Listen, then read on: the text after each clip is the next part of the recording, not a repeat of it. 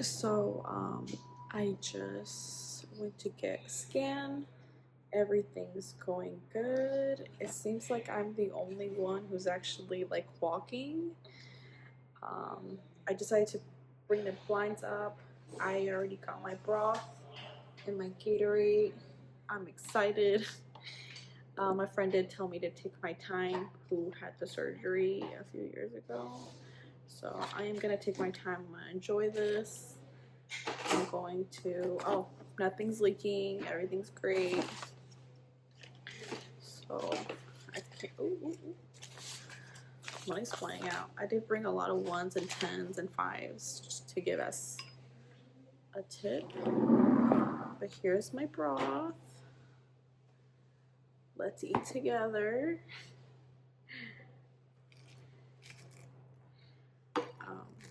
I'm excited just because I'm a person who loves to drink water. So me having to just sip ice has been, crunch ice has been a little difficult. But, oops, something more of it spelled.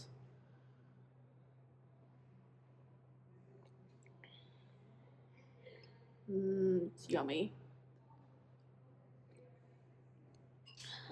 Liquids. I have to when the door open just so I can hear something, you know. I haven't really been watching TV or anything.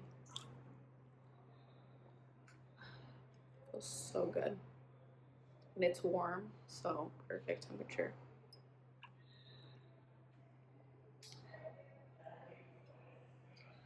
But I talked to 2 people who I believe are on my floor, and I've walked. So I walked first at 2 a.m. I did a few laps. Then I walked at 5. I did a few laps, and then I walked around. Like I want to say it was either 6 or 7, and I was able to do like 1 or 2 laps, and they were like, "Oh, we're gonna take you to the scan, and if you want, we can go right now." Since I was walking, I was like, "Yeah, sure, take me. I want liquids." So they put you in a room. There's 2 chairs, and then they give you a slip, and you give the slip to the person who's in the room.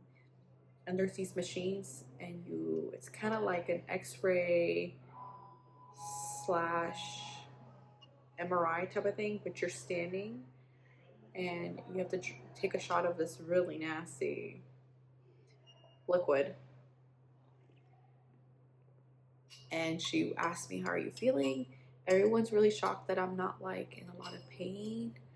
But I think that's because I'm like, moving, and I'm listening to my body. And so when I get gas or burps a lot, like frequently, that's when I start to walk. But I was sitting down next to a lady, and she was like, "Have you been able to sleep?" And I'm like, "No."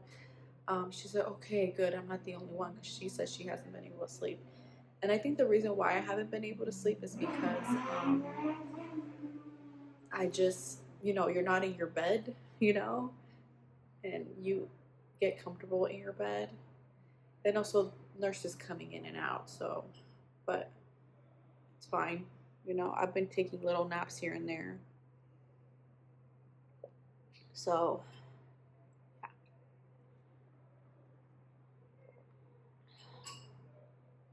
So good. Ooh.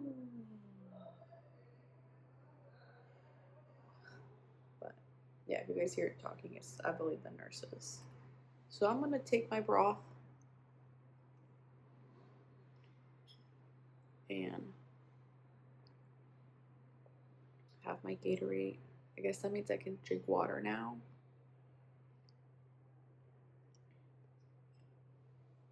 So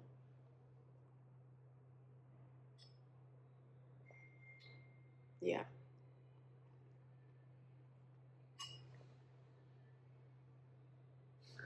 Saul really likes emo music like me.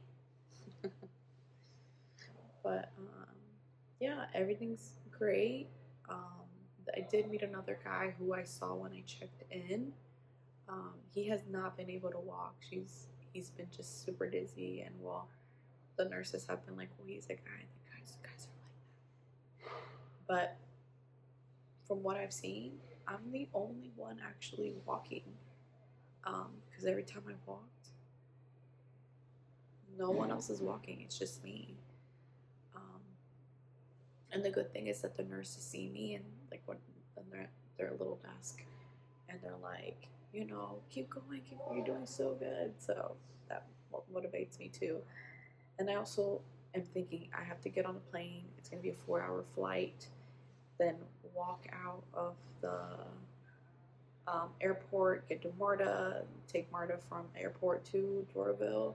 So I'm preparing myself for that because I am going to be doing a lot of walking, and I just want to, be comfortable, you know, not feel like I'm weak.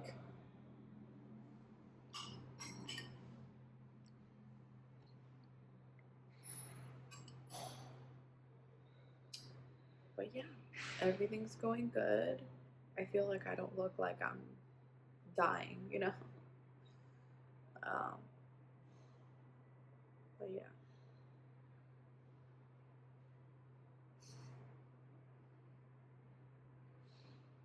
yeah. On the last round of laps I did, stopped counting, so I have no idea. I think I did probably 8 or 9. Okay, see you guys next time. Good morning. I have makeup on. So I've been up since like 5. I did take a little nap after that, but after that, after my little nap, my IV was taken off. Um, my hands are still swollen, as you could tell, but she just told me to just move them around. And I took a shower, and my book bag is ready to go. Everything that I brought with me, clothes, flip flops, I just gave it to the cleaning lady. Just give it to her. She'll be very, very grateful. I gave her a tip. Um, and pretty much the only thing I'm taking in here is literally um, like electronics, which is like cables and stuff like that. All of my medicine's all in here, and it's so heavy. Um, Paper stuff that they gave me, and then what I have on, and then my little purse that has like um, my documents and stuff like that. So I wasn't gonna put makeup on, but mom's like, "You're gonna feel so much better once you do it because you're a makeup person." So I just finished my soup. Now I'm having my Gatorade Zero. I'm just taking it slowly. Taking 1 or 2 sips. They should be here around 8:30, 8:30ish, something around there. Which is great for me because I like to be early for everything.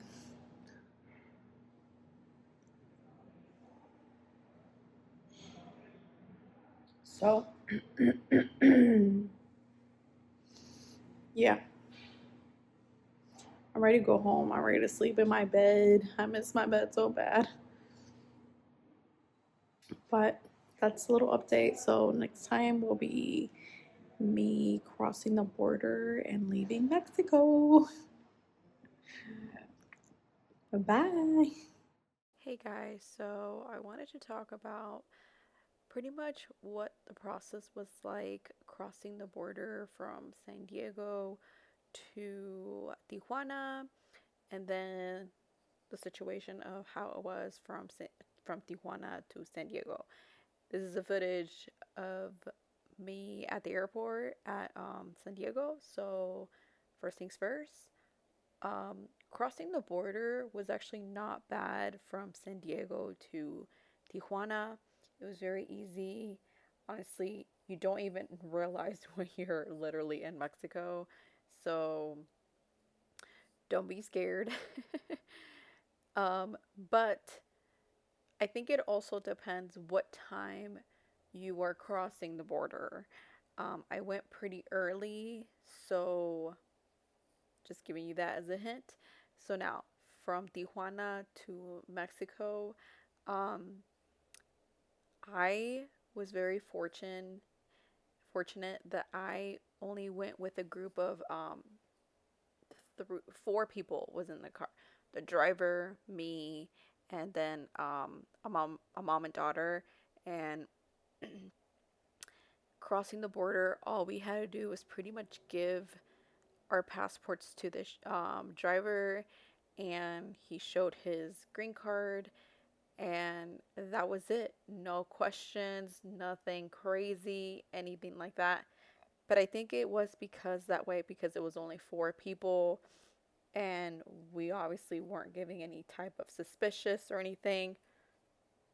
So I was lucky. I know not everyone gets that, but um, I'm really happy that I actually left the time I left, because TSA at San Diego was crazy. I thought Atlanta was going to be crazy. No, no, no, no. San Diego is not a big airport. It's more of a medium size from what I can see. So the lines for the TSA was wild. And I think after everything that's going on, the shutdown and everything, it's going to get even crazier. So just have that in mind. Okay, doing the TSA checkout, um, I did have some issues with my medicine because there's a lot of medicine. It's for 3 months, and it was really, really heavy. So the person who I got put everything out, and she checked my hand. She did this like swap thing. She swapped all of the medicine. She talked to her supervisor, and they finally let me through. And I was like, thank God, because so I did have to wait at the airport for like maybe 2 hours. Um, and I was pretty chill. I kind of just stayed near the bathroom. Sadly, my book bag was so heavy because of the medicine, but you need the medicine, okay? So, the trip. This is where things get from uncomfortable to super crazy uncomfortable. So, my flight was not a booked, like overly booked flight. But the flight before us going to Atlanta was. So all those extra passengers had to come to my flight, and then we had a full house, if you know what I mean. It has happened, and I think it's happening a lot now because of what's going on with the government and everything, blah, blah, blah. So I did not ask for wheelchair assistance. I should have asked for that, just because I didn't know how heavy the medicine was. And now at this point that I knew how heavy they were, I was kind of going in and out of the bathroom with them, and I was getting tired. I was actually scared that by the time I got on my flight, I wasn't going to be able to put it up onto the little, whatever those things are called. So I went to the flight, to the Delta front desk person, whatever, said, hey, I had surgery, and I wanted to know if I can get some help um, putting my things away. And she's like, yeah, we can get you a wheelchair. And I didn't get the wheelchair. Um, there's a story with the wheelchair, but she said, yeah, she was like, where are you sitting? So I think I was sitting in 20, either 24, 26B, and she pushed me forward to 16B, and I was like, oh, awesome. So my flight gets there. We all get in there. I was able to go in there before everyone else, because I felt like I was just going to walk really slowly, especially carrying a heavy book bag. So I was glad I asked. I usually don't ask for help, but I felt like I needed to. So then, obviously, the flight happened. 4 hours, let me tell you, was wild. It felt so uncomfortable. I felt so bloated. I only had was water. I couldn't find anything around like near me at the airport that had like a really healthy protein or honestly anything. Not even like a Gatorade Zero. So I was kind of scared. So I was like, okay, I'm just gonna have to just stay hydrated. So I did that, and I felt as the time was passing, my hands and arms at when I was in the hospital, when the video that I showed at the beginning, it was only the left hand. By the time I was on the plane and flying an hour in, both hands, both arms swollen. And I mean, really swollen. I felt like I was just communally, like I was so bloated and it was wild. So, um, we land. We landed a little late. We were supposed to be like 11 minutes early, but I don't really know what happened. I think we landed early, but then like we didn't our pilot didn't know where to park because everything was kind of like taken, so she had to wait. So then we start getting out the plane, and so I asked the guy that was sitting next to me. I was like, "Hey, can you do me a huge favor? Like I had surgery. Can you get my book bag?" And he's like, "Yeah, yeah, of course. Don't worry." So I start walking, and as I'm getting towards the out of the plane, I start to realize that I don't think I can make it to where I need to go with this book bag. I am tired, I am bloated, I can barely walk anymore, and there was three wheelchairs. Now, there was supposed to be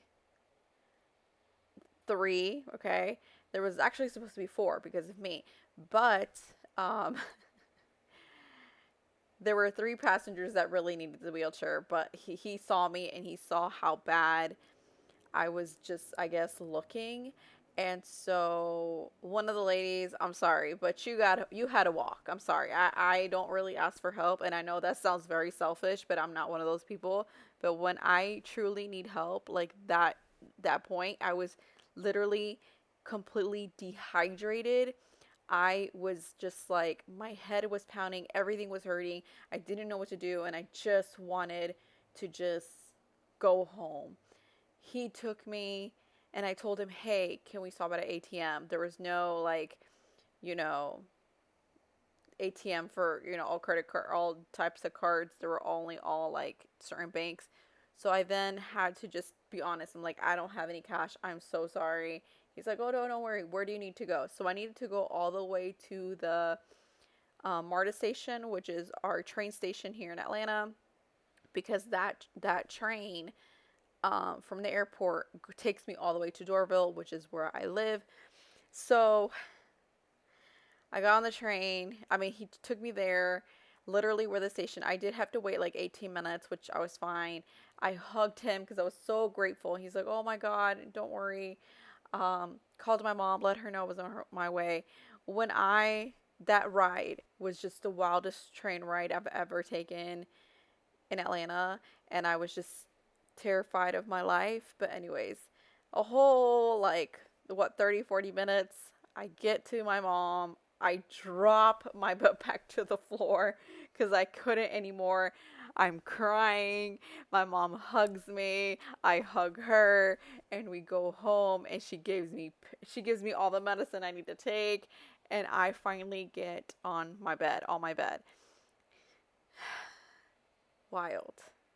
It was not fun. Okay, so that is the downside of traveling alone to get surgery, and I mean any type of surgery. So I'm gonna leave it at that. There's so much more to come. See you in the next one. Bye.